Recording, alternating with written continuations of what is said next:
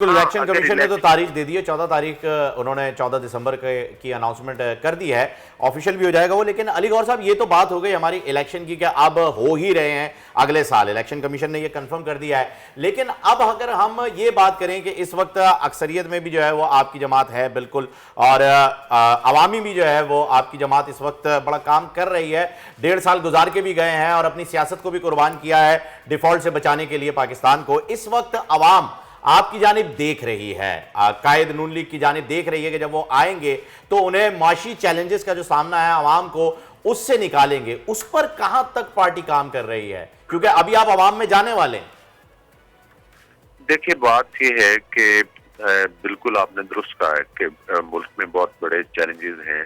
लेकिन आपको याद है कि जब 2013 में हमारी गवर्नमेंट बनी थी तो उस वक्त मुल्क में बड़े बड़े चैलेंजेस थे। 20-20 घंटे की लोड शेडिंग थी, दहशत गर्दी का एलिमेंट बहुत ज्यादा था, इंफ्रास्ट्रक्चर जो मुल्क का था वो काफी टूट फूट का शिकार था, बल्कि ना होने के बराबर था। फिर साथ ही साथ आपने देखा कि उस वक्त बिजली पैदा करने के कारखाने लगाए गए,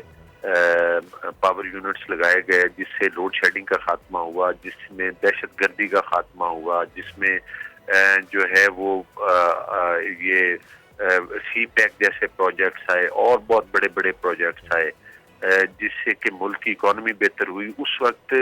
4% तक महंगाई की रेशो सिंगल डिजिट में लाए थे, उससे पहले भी महंगाई की रेशो ज्यादा थी। बिजली का रेट बिजली पैदा करने के बाद, लोड शेडिंग के खात्मे के बाद भी 5.5-6 रुपए तक यूनिट था, तो मुल्क माशी तौर पर मुस्तहकम था। असल हकीकत तो ये है, अब जाहिर है आपके प्रोग्राम्स में टाइम भी थोड़ा होता है, जब ये इमरान प्रोजेक्ट लॉन्च किया गया था, इस प्रोजेक्ट ने ही मुल्क में माशी तबाही भी की है, सियासी। अच्छा देखिए, अब तो हमें आगे बढ़ के गौहर साहब इस बिगाड़ को ठीक करना है ना। मैं इस वक्त ये सोचने पर मजबूर हूँ बतौर पाकिस्तानी कि जब ऑलरेडी आप लोगों का जॉइंट वेंचर था, आप लोगों के इत्तेहादी थे, जो अब ये कह रहे हैं कि डीलिमिटेशंस की ज़रूरत नहीं है और इलेक्शन 90 रोज़ के अंदर होने चाहिए, इससे आगे जा ही नहीं सकते, कानूनन नहीं जा सकते, तो कैसे मुमकिन है कि जो नताइज आएंगे उनको भी कबूल किया जाएगा और जो इलेक्शन से पहले का सारा प्रोसेस है उसको भी एक्सेप्ट किया जाएगा? ये तो फिर वही बात हो जाएगी कि जो जमात आएगी उसके लिए फिर प्रॉब्लम्स खड़े हो जाएंगे कि हम नहीं मानते, ये गलत हुआ, ये नहीं होना चाहिए था, हम एहतजाज करेंगे। देखिए, नताइज मानने ना मानने की बातें पार्टीज में, ये तो अब रवायत हमारे मुल्क में एक बनी हुई है और किसी हद तक मुतासर भी होते हैं। 2018 के इलेक्शन पाकिस्तान नहीं, इलेक्शन कोई नहीं मानेंगे ना फिर कि जब डीलिमिटेशन जो है वो होनी नहीं चाहिए थी, ये जो हल्का बंदियां हुई हैं ये ठीक नहीं है, ये उजलत में काम किया गया, इसकी जरूरत नहीं थी, लिहाजा हम इस इलेक्शन को नहीं मानते। नहीं, मैं ये कह रहा हूँ कि 2018 के इलेक्शन बदतरीन धांधली ज़दा इलेक्शन थे, लेकिन इसके बावजूद उसके बाद हम असम्बलियों में बैठे, हमने जमहूरी प्रोसेस को चलाया, हमने एज अ अपोजिशन असम्बलियों के अंदर और बाहर अपोजिशन का किरदार अदा किया।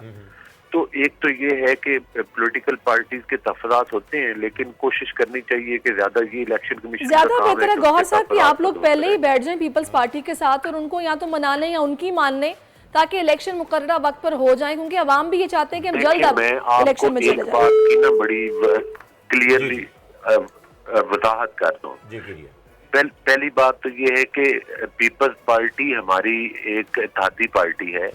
और पीपल्स पार्टी, अब हम हुकूमत में नहीं बैठे, ये इलेक्शन करवाना इलेक्शन कमीशन का काम है। इलेक्शन कमीशन 90 रोज में इलेक्शन करवाए, हम इलेक्शन में जाने के लिए गौहर साहब के ये काम इलेक्शन कमीशन का है और उन्होंने अनाउंस भी कर दिया है, तो अब मेरे ख्याल में शायद पीपल्स पार्टी जो भी अपना एहतजाज रिकॉर्ड कराएगी वो इलेक्शन कमीशन के आगे करवाएगी। और इसके साथ साथ जो अली गौहर साहब, आपका बहुत बहुत शुक्रिया, आपने पिछले 2018 का जिक्र किया तो वहां वोट को इज्जत दो का नारा जो है वो आया था। उम्मीद करते हैं कि इस बार भी जो है वो वोट को इज्जत दी जाएगी। सब्सक्राइब करें और बेल दबाएं ताकि कोई खबर रह न जाए।